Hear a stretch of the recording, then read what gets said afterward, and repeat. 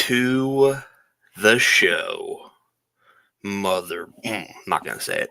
What's up, guys and gals? It is week 6 of the college football slate. I am back after a 1-week absence, and who would have thought I gave you all a winning play this weekend, so maybe I should have bad things happen to me more often. With me is, as always, is Coach Trey holding it down last week by himself, as always. How are we today? Like a heat-seeking missile this week, brother. I have got some stuff weighing heavy on my heart. But welcome in, kids and coaches, because we've got a slate. We got a slate this weekend. I'm ready to get to it. Yeah. Before we get started, I have a shout out to a good friend of mine. His name is Jeffrey Sable. I just want you to know that I love you. I'm sorry, and I hope that you can forgive me and talk to me again. I'll do whatever it takes. I'll keep making TikToks until you talk to me. Side note, anyways, let's get to it. Just a quick little recap of week 5. I think we had a couple of big games. One being the Ole Miss LSU game shootout that didn't go our way. However, we did win a big grand on that game. So, what are your thoughts on both Ole Miss and the Fighting Tigers? So I thought the team that deserved to win did win, and I know that that's going to piss off a lot of people around here. Obviously, being that that LSU is the closest college to the crib. You didn't play well enough on one side of the ball to win. Even with the mistakes, for you to give it up in the end was as fundamentally on brand for a game like that to go. And I think. And I have like a 15-minute audio vlog that I sent out this week to, if anybody that wants it, hit us in the DMs. I will have no issue sending it out. We thought it would be who got the ball last, and you just can't make mistakes, unfortunately, on offense with the defense the way that it's playing. Early word on the street is that Deuce Chestnut's not even traveling with the team this week. He is away from the team. I've been told that it's kind of a mutual arrangement there. Kind of didn't try. I don't even believe that he traveled last week either, if I'm not mistaken. But there's a lot of things going on. They bring in Pete Jenkins. They're gonna wheel my guy out there to see if he can help. The Tigers not get blown 5 yards off the line of scrimmage. But there's a lot to dissect. But hats off to Kiffin. This is his first really, really big win since he's been in Oxford, and it couldn't have come in a more desperate time. Yeah, no, and I told you in the comments while you were talking that bet the house on Ole Miss. Now, look, I thought it was going to be worse than what it was. I thought Ole Miss was going to stomp LSU. So in a sense, I was shocked, but I was more surprised at how bad LSU's defense was, man. They were bad. I didn't think they could stoop that low. And let's just forecast into this first match. Fighting Tigers play the opposing Tigers, Mizzou, on the road, 11 a.m., LSU being a 6-point favorite. What are your thoughts on this game, and what do you see as the result? So this is one of those games that Vegas knows something you don't. Now, you and I have already talked about this off camera here lately. That game is it's 4.5 now, by the way. So the public is taking the bait. That's not me telling you that I think LSU wins the game. In fact, I have very little confidence, and I think the number coming down tells you what other people around here believe. That's probably Missouri money. If I had to say anything, I don't think that's like the local public playing. I think that's probably Missouri at home, excited, undefeated. Luther Burden could easily be the best wide receiver in not only the SEC, but who's playing better than him right now? You can make a case. Malik Neighbors. They feel confident, man. And Blake Baker, their coordinator, wants nothing more than to get at the team that he's to coach for. So my honest opinion is I think it's going to go a lot like Ole Miss. This lines up statistically what each team is good at, which team is bad at. And this is going to be a game where, if anything, go after the over, because I think both teams are going to have to score 40 to win. I think that it's going to be a knockdown drag out for both fan bases. And if it's anything other than that, then something happened that we haven't seen rather between these two teams. I think Vegas is begging you to take Missouri with both hands with that spread. And so I'm a little bit nervous and hesitant to do so. So I think you and I are going to do, unless you're going to drop something right here that I don't know about, we're going to do the pregame player prop adage here and go after it that way, because I don't want anything to do with this money line or the wins. Well, so I was actually cooking something on, in the last 5 minutes, and this is kind of how those are your I best go ones, about, bro. Those are usually your best this is ones. so let me give you my thought process, and let me tell you why I did each one. So I think that Missouri has a soft schedule. I think they're playing well. I think they've played well against their competition, but Kansas State's been their top competition compared to what Florida State's played, what LSU's played, what Ole Miss has played, with all of this whole gauntlet that's going on between, LSU and what you can compare and contrast from those games. Missouri has not. Missouri's played Vanderbilt. Vanderbilt put up 21 points against them. Missouri commits a lot of penalties. I've gone through every box score. I've seen 6+ penalties every game, some upwards in the 7, 8, and 9 range. So they're not disciplined. And LSU's been getting a lot of favorable calls with the refs this year.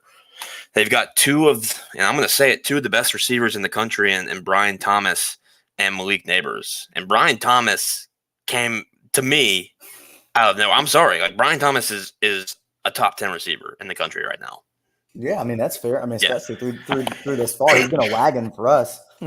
Yeah. So my thoughts through that saying is I've got LSU alt spread because, like you said, I don't trust them. So I took +3.5 for LSU. I think it's going to be a close game. I like them getting the 3.5. I like them covering that. You put that in there with an alt over of 59.5. Okay, so LSU +3.5, over 59.5. And now here's we come in now with player props. So let's just go through this, right? Both quarterbacks are going to throw for 250, right? I mean, go through the box scores of each game. Each quarterback has the potential to throw for 350 on any given day. And they've proven to go 300 plus almost every game this season. So each quarterback's getting 250. Is that arguable? No. Okay. So then we move on to the receiving. Brian Thomas, 60 yards. Malik, 70. Luther Burden, 80. These are all about 20 to 30 yards below what their actual stat line is. So you're asking him to basically have a bad game and still hit their number, okay?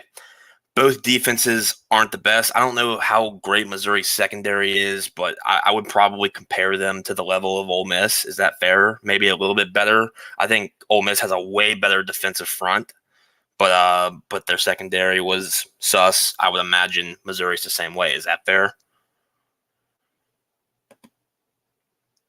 I was kind of trying to mitigate the fact that my neighbor's cutting his grass right now, but yes. So yes, I would maybe have a little bit of pushback because you got to remember with the Missouri D, their defensive coordinator is Blake Baker. Blake Baker coached under Edo here. He specialized in linebackers and had the linebackers doing some pretty decent stuff. So if anybody's going to try to draw up his best game, it's going to be him. I'm not saying it's going to be enough. I'm not telling you they're going to shut it down. But if either team is to be successful, they'll have to throw for at least 250 yards. Yeah, I like that. Yeah, so that's the script right now. 250 for each, and your best receivers having a below-average game. And then we get to the rushing. I think Logan Diggs is going to get 50 yards. I think he's solidified himself as the number one running back for this team. His carries have increased significantly from game one to game now, or to the game now. I think him getting 50 yards is pretty good. I think Missouri hasn't really faced a run-heavy team outside of Kansas State. So it wouldn't shock me if we see some early calls on the run game to maybe set up the pass game for Jaden Daniels. So that's what I've got as far as player props. And then you throw in our boy Brian Thomas to score a touchdown, Logan Diggs to score a touchdown, and Luther Burden to score a touchdown. And you get it almost at about 1,000, I think. I forgot what the exact math was. Save your little profit boost that you can get on FanDuel, add it up, maybe get it to about 16 or 1,700. I'm sure it's there. I just cooked that up. That's my thought process. That's how I walk through that. I think that's the script. I think it's going to be a miniature version of Ole Miss LSU, if that makes sense. I don't think it's going to be as crazy, but that's just my opinion. What say you? Or what do you think about that? No, I'm with you here in lockstep. And again, if anybody's going to make an on the cuff, and I'm just writing down a couple of my thoughts here, but if you're going to get anybody to make an on the cuff and off the cuff, split finger decision of making a parlay that hits, I promise you it's going to be you. We literally did it last week. Won quite a bit of money with that. The one thing I will say to be hesitant about is I've seen this movie before. I'm telling you, there's something that Vegas is hiding from us with this game. So it's because of that. I will bet nothing other than this. And again, this is not the only game that it's doing, by the way. Like you will consistently see me have this message throughout the life of this show. If you go back into previous weeks, I've said this thousands of times. Vegas doesn't make money for nothing. But yes, it's a great lay. I think that has to happen for either team to be successful. Does that make sense? Yeah, that's fair. Yeah, and I'll end on this with this game, and then we'll move on. I think I just have a hard time seeing this LSU team, even with all the defensive blows they've taken. I just have a hard time seeing this team lose 3 out of the first 5 games. This team that they're playing is 5-0. They've gotten lucky a few games. They haven't looked impressive a few games. LSU just coming off a heartbreaking loss. I think this is a good spot for LSU to win this game. So I wouldn't say lay the points with a gun to my head, but I would lay the juice if that's your kind of style. So that's my last comments on that game. And moving on to the next biggest game of the week, I think we've got Oklahoma and Texas in the Red River rivalry. Wow. Is that correct? The Red River shoot, baby. The rivalry, the shootout, the blowout, whatever you want to call it. This game is literally been nuts. So we've got Texas minus 5.5, minus 215 on the money line, and an over-under of 60.5. So what are your thoughts just hearing that and what you've seen from both teams so far, specifically Texas? I think Xavier Worthy anytime at minus 115 is kind of funny. That's a really weird number considering that he's been begging to score in this game for like we've tried to play the Xavier Worthy bet like 100 times. like we've been burned on this kid, but and he's been like double that every game this year. There's crazy. A really old saying that the earlier the wiser, because the really weird thing about early day games, I don't have any stats to back this up, but there's always that one game that doesn't really go on brand or on script, and you just have to get into a knockdown, drag out fist fight. I think that ended up happening last week with LSU and Ole Miss. I think both teams thought that they could have like the upper hand. I think Texas thinks, and I'm not, again, I don't have a finger on the pulse or anything. I think Texas thinks that they're going to walk in here and beat this team down. I think that's what they think. And I'm here to tell you, as much crap as we talked about Oklahoma, and they're not going down without a fight. So if you made me play this right now with an 11 a.m. kickoff, I would say to take the Texas money line and parlay it with a touchdown score. I don't feel that confident on that. If I were to handicap this, I think I'd have this closer to 2.5 or 3. I don't know how 5 is there. I mean, maybe because it's at home. This is going to be a great game. The only sad part is that this isn't prime time. This game has no business. A 3-12 matchup has no business being at 11 a.m. It's always been at 11, has it not? Maybe. At least the last couple of years it has. To be fair, Russo, I'm on campus somewhere and drunk half the time for these games. So No. Can you hear me, by the way, just to make sure? My computer is giving me some issues right now. No, you're good. You just had a couple different lag spikes, but you're fine. Okay. I got you in here. You clearly. So I've been cooking while you've been talking. Okay. Here he goes again, guys. Check in, tune in on this one because I make money on these two. I like Xavier Worthy touchdown. Okay. I really do. Okay. I love. Let me Thank you, Connor. Let me get this number just to make sure. I had minus 115. Yeah, no, I've got that. I like Jordan Whittington. He has been demoted to the 3rd receiver for Texas. He was the number 2 guy last year behind Xavier. Mm-hmm. He kind of plays in the slot a lot. I think plus 230. I like his yards over 29.5. So I will stay away from the touchdown because there's going to be plenty of those. Dude, I didn't know I needed my apron. We're having a live cook show right now. Yeah, Xavier Worthy touchdown, Jordan Whittington over 29.5, Jalil Farouk for Oklahoma 55 or 54.5 receiving. Okay. Like that number for him. He's been very consistent with that. He's their 2nd receiver for Oklahoma. I think a lot of attention will be paid to Andrell Anthony. So that's a 3-man. I don't like anything with rushing just because, well, lot of zone. Yeah. Be ready for that. Lot of zone. Honestly, I'm going to do it. Quinn Ewers over 11.5.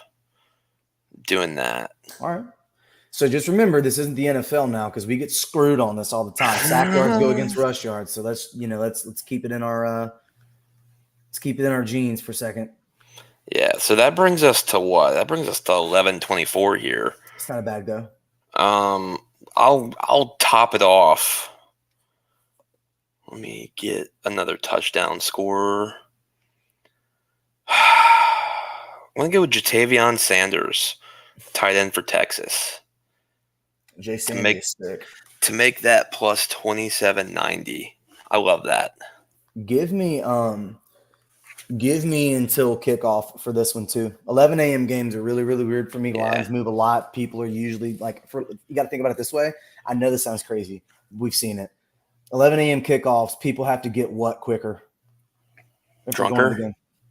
What do they do to lines when they get drunk? What do you mean? What do they do to them? Hammer them, right? Oh, yeah. Lines get real weird during game day, Bubba. So if it's an 11 a.m. game, if it's a ranked game, let me make it pregame. I'm just saying. Well, I will circle back. 27.90 for 5 picks is not a bad number. So we're also definitely not going to blow it all on this game because you know what game we do have. The next game, the podcast game of the week. This is the game. Like This is the game that I wish game day was going to because I swear to everything that's Christian and sugar filled. I would take the time for us to drive up there. I swear to you that I would go and do it if it were for game day to be there. And if you want to go ahead and make the announcement for our first ever, you can go ahead and do it. Yeah. We will be simulcasting this game together. We will be live streaming a live episode of 4th and 1 during this game.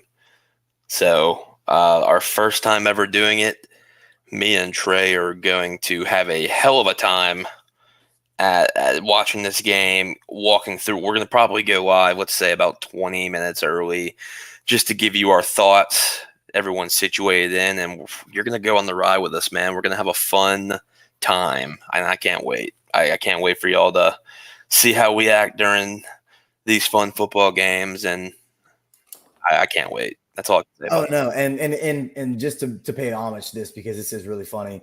I did ask you, and I was being very honest, and I was hoping you were going to say, "What do people do to lines when they And Kevin Smith commented, "Snort them." Not untrue. However, this is a Christian show, so we will speed past that. Now, what I will say about this game, number one, and I'm gonna try to be like as elevator pitch as I can be with this because I don't want us to take our entire time talking about this because we're gonna have so much to get into for a 3 or 4 hour show with this. This game being favored to Alabama is interesting considering you're only going to give them you're going to give them 120. So it's minus 120, 1.5 right now. The over under is 46.5. So that tells me that they're giving credence to A&M's D. And if anything's been good about A&M, it has been their defense. You and I have seen Max Johnson play. Do you know that he's undefeated in SEC play? Good for him. Do you know that he doesn't have a lot of picks? But I think today is the day that you and I stamp home like our play of the week. Like, let's just be out there together. We have the money on Alabama. Like, we are fans of deer. The deer runner, the deer in headlights.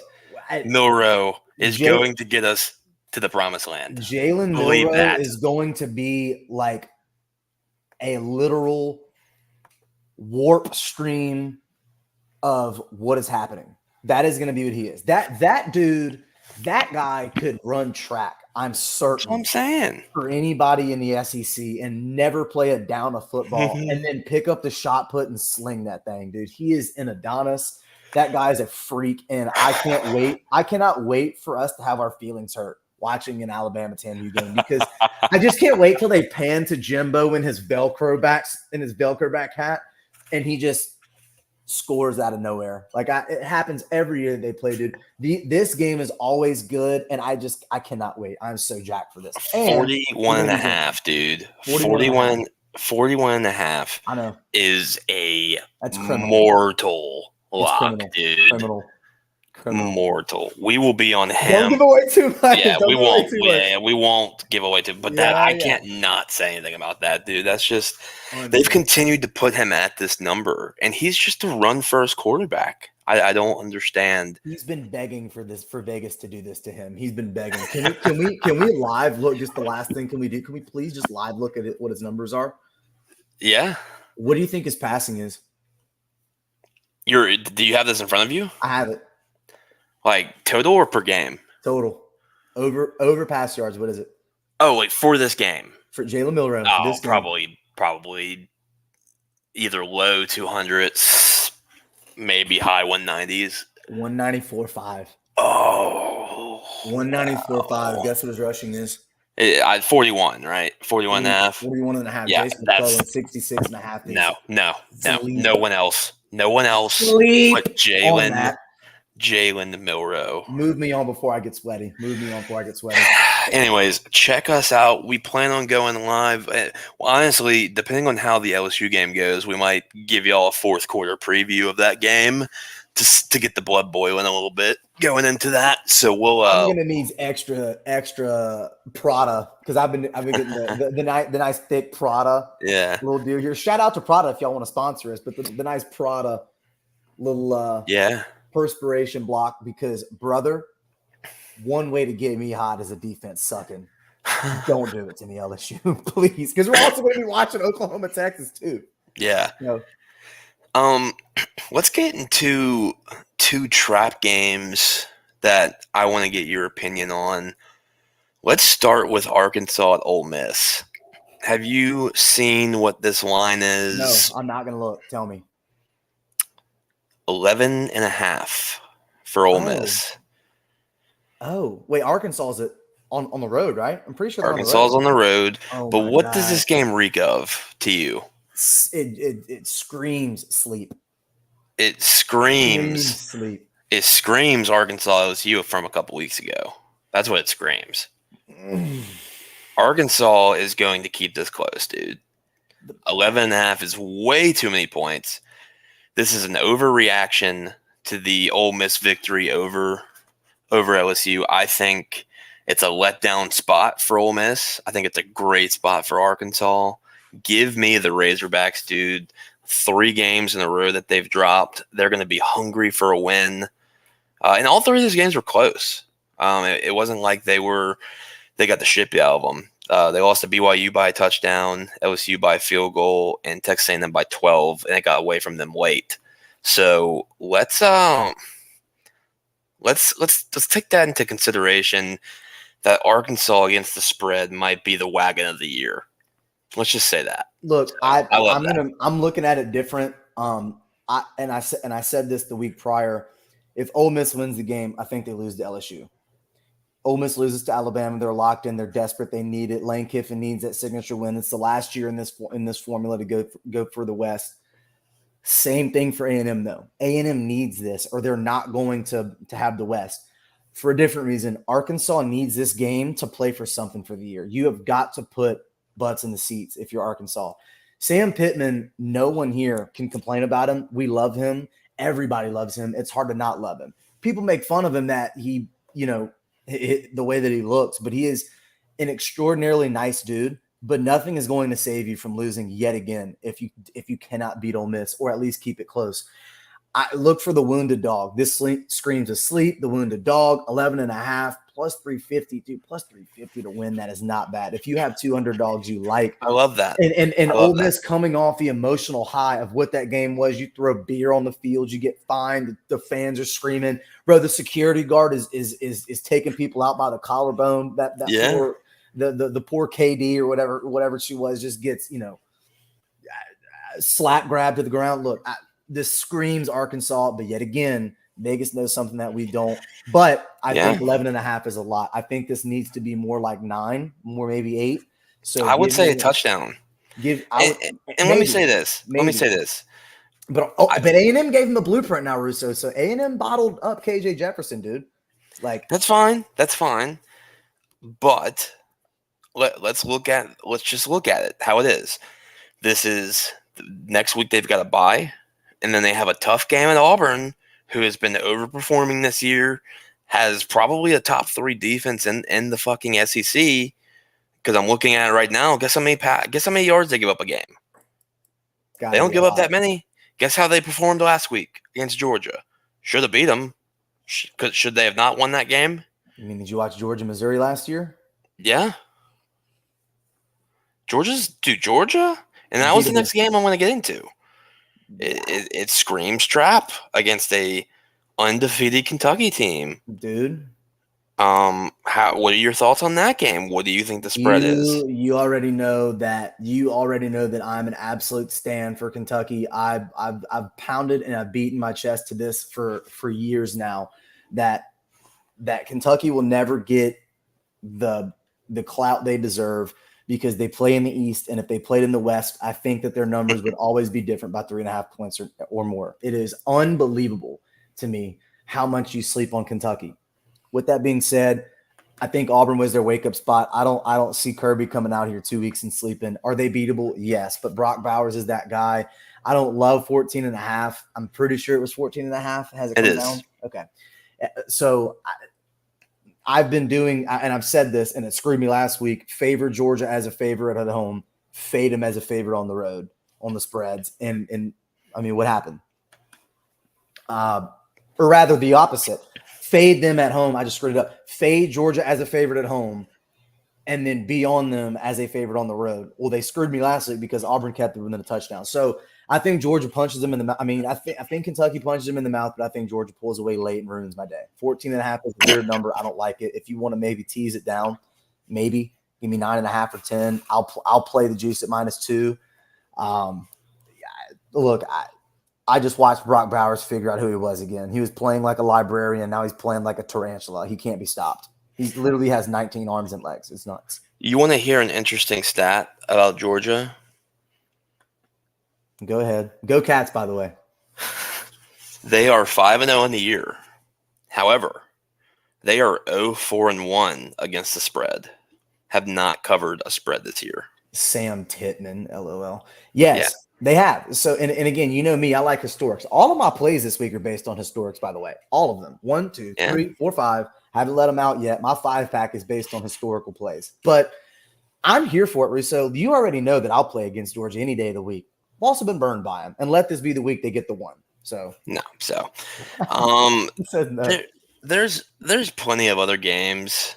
I mean, we there's so many other games that we don't even have time to get into. But I mean, is there anything that you want to discuss prior to maybe us going off the air here? Is there another game? Is there a Heisman watch? Is there anything that you want to maybe dive into to close the show? I've got 2 that I want to say. I think the fact that Jaden Daniels this season is and his Heisman hope is going to be dashed by his defense deceiving him is disgusting.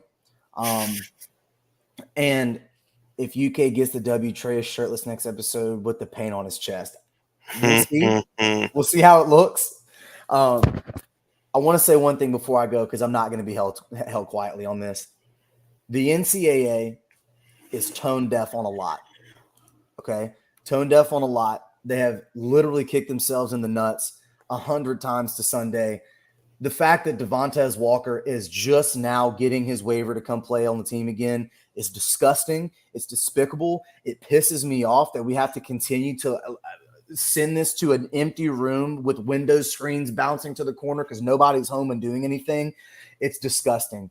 But I will say this. The one thing that they did get right is they're allowing LSU to have full go with this Greg Brooks fund. Greg Brooks does have a very rare form of cancer. So we're going to, as a show here, the 4th and 1 podcast, are going to send out thoughts, prayers, and blessings to Greg Brooks. I personally have already committed not only myself, but a few people to that fund. Give anything that you can, guys. I don't have it in front of me, so please forgive me for not knowing the name off the top, but it affects about 500 people in the United States a year, and most notably and most thoroughly young people. So it's scary. They have said that it has not spread, so thank God. Praise be his holy name for that. But to be tone deaf on one but not on the other is disgusting. Hats off to the NCAA for getting this one right. They have full reign. They said, LSU, do what you got to do, raise money for that baby. They're going to put 3 on the back of the helmets for the duration of the season. But I think we have to be better as a sport. Everybody looks forward to this, and for you to not even as a sport, as a association. This is life, as an man. Association. So thank God that you got this right, because you've gotten so much wrong. Thank you, God, that you got this right. So I will say that. And last but not least, I have this in front of me. Shout out to Smallcraft US, man. My buddy Dylan is really trying to take this off. He's been reaching out and doing things the right way. There can't be a better person to shout out. If you're interested in whiskey, if you're interested in small craft breweries, if you're interested in just the adult beverages, you just want to hear somebody, down to earth, give it to you real. I'm going to shout out Smallcraft US. May have some stuff coming in the mail for us, by the way. Working on that. Shout out to my dog. Oh my God, he just commented, way bigger than football, and God bless that man. Shout out my boy Dylan, man. So that's all I've got. Let's wrap it up, man. Can't even top that. Everything you said was right. Guys, Saturday is going to be a fun day / night. We're gonna have a great time, and just be there. Just if you're not a fan of football, or if you're not a fan of betting, watch 2 guys just kick back and have fun, and really, kick back into their, I wouldn't say us being like having fun as children again, but this is like kids playing, dude. I'm getting active. We're taking it back to freshman year, brother. Yeah, I'm getting active. Yeah, so we will have a hell of a time there. Signing off here, man. See us on Saturday. Check the Twitter out for our plays, and let's get it, man. Let's have a good weekend. See y'all. Be blessed.